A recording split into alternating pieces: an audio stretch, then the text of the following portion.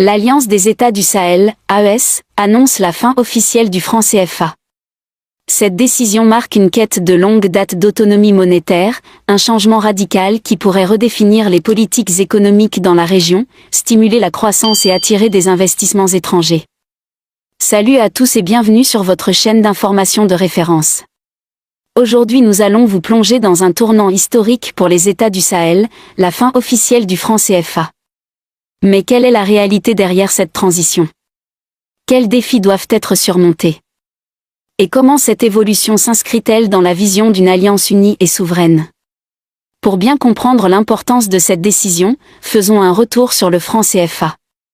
Créé en 1945, le franc CFA a été introduit pour stabiliser les économies des anciens colonies français en Afrique francophone.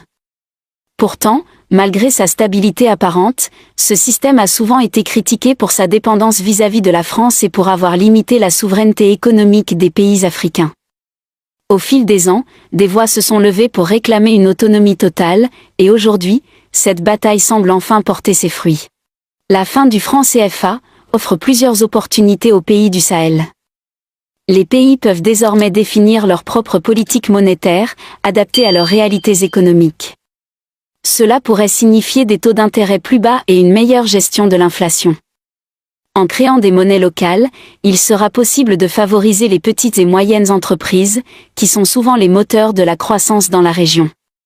Une nouvelle monnaie pourrait également redresser la confiance des investisseurs internationaux, qui cherchent une région plus autonome et capable de gérer son propre destin.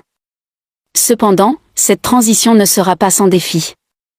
La mise en place d'une nouvelle monnaie pourrait entraîner une période d'instabilité, avec des fluctuations des taux de change qui pourraient dissuader les investissements. Les pays devront investir dans leurs institutions financières pour assurer une gestion monétaire efficace, ce qui nécessite des formations et une compréhension approfondie des systèmes économiques modernes.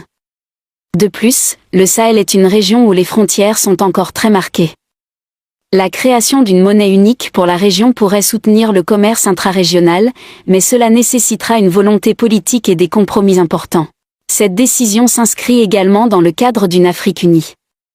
La fin du franc CFA est un pas vers le rêve d'une intégration économique africaine plus large, qui pourrait culminer avec la création d'une monnaie unique africaine, comme ce qui est envisagé par Muammar Kadhafi avant son décès. Une Afrique unie et souveraine est celle où chaque pays peut affirmer ses droits tout en travaillant ensemble pour des objectifs communs. La fin du franc CFA est une expression de cette quête collective.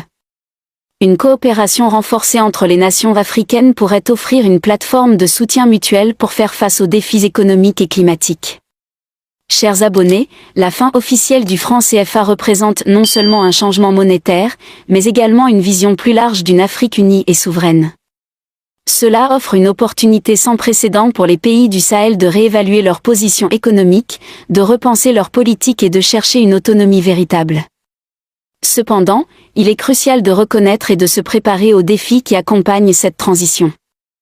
C'est en surmontant ces obstacles que le Sahel pourra entrer pleinement dans cette nouvelle ère d'opportunités. Nous vous invitons à partager vos opinions dans les commentaires. Si vous avez apprécié, n'hésitez pas à le liker et à le transmettre à vos proches. Pensez également à vous abonner et activer la cloche de notification pour ne rien manquer de nos prochaines vidéos. Votre soutien est essentiel et nous vous en sommes très reconnaissants.